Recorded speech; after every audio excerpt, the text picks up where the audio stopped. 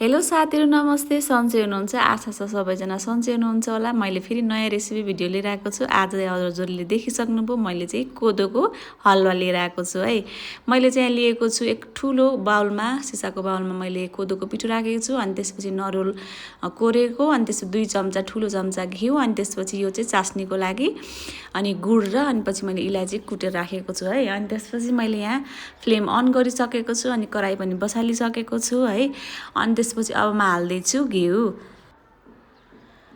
अनि घिउ हालिसकेपछि अनि त्यसपछि यतातिर चाहिँ म के रे चास्नीको लागि आधा कसौरी जति मैले पानी राखेको छु अनि त्यसपछि त्यसमा मैले गुड हालेर यसलाई उम्लिन छोडिदिसके अनि यतातिर चाहिँ हाम्रो घिउ तातिसकेको छ अनि म हाल्दैछु कोदोको पिठो अनि त्यसपछि यसलाई मज्जाले अब चाहिँ लो फ्लेम गरेर यसलाई चाहिँ मजाले बिस्तारै चलाउँदै जाने।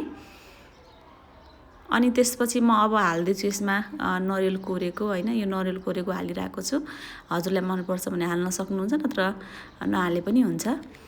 अनि त्यसपछि यसलाई पनि मज्जाले हामी फ्राई गर्नेछौँ बिस्तारै लो फ्लेममा। अनि यहाँ चाहिँ हाम्रो चास्नी उम्लिन लागिसकेको छ हैन। यसमा मैले इलायची कुटेर हालेको छु अनि गुड यसलाई मज्जाले उम्लिन दिने। अनि त्यसपछि यतातिर हाम्रो फ्राई भइरहेको छ अनि यतातिर हाम्रो चास्नी उम्लिरहेको छ। जति उम्ल्यो त्यति नै यसको टेस्ट मिठो आउनेवाला छ हैन चास्नीको। त्यही भएर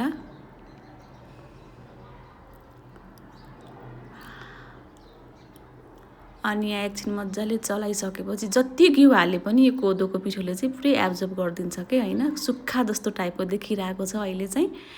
अनि त्यसपछि हेर्नु साथीहरु मैले चाहिँ लामो भिडियो हुन्छ होला भनेर मैले अफ गरिदिएको थिएँ हैन। तर मैले पानी हाल्ने होला चास्नी हाल्ने होला भिडियो नै क्लिक गर्न पाएन के हेर्नु न।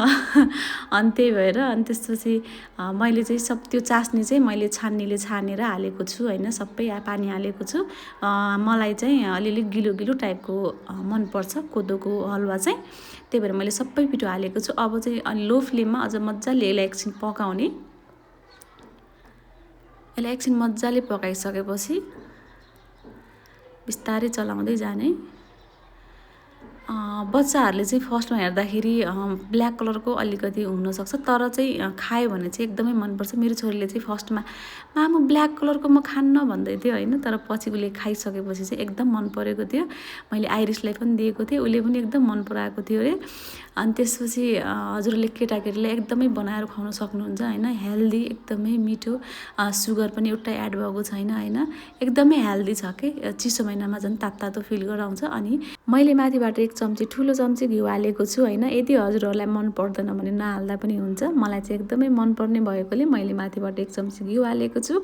त्यो घिउसँग हैन ड्याब गरेर हजुर त्यो हलुवा खानुस् एकदमै मिठो हुन्छ के हैन।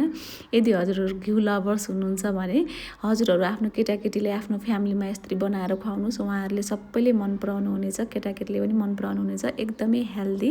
म यस्तो नयाँ नयाँ हेल्दी भिडियोहरू अझ ल्याउने नै छु। आई होप आजको भिडियो चाहिँ हजुरहरूलाई युजफुल हुनेछ।